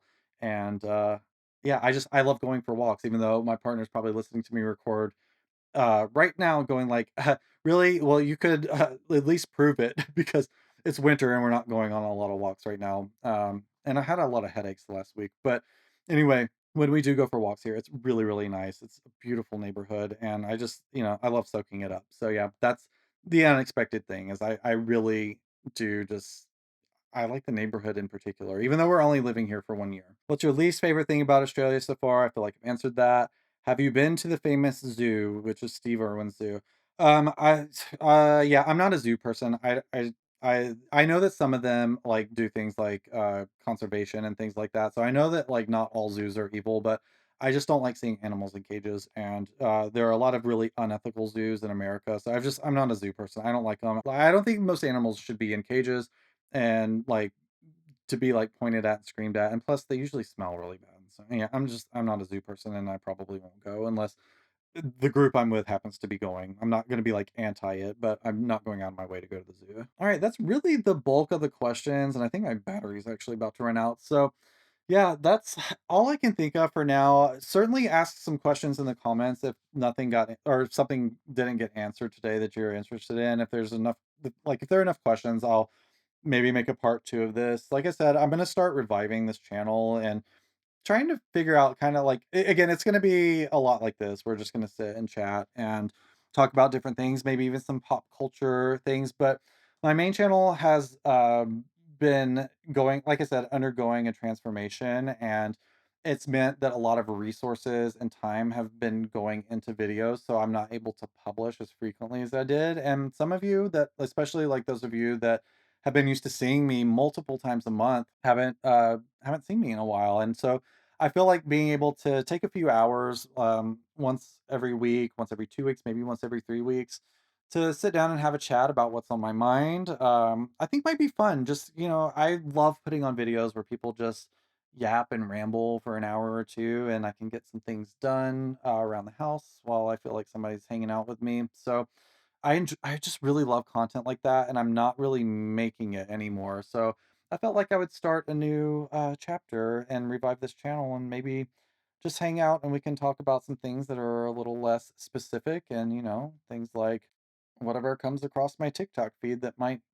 be something worth talking about. So I would love it if you would hit the subscribe button.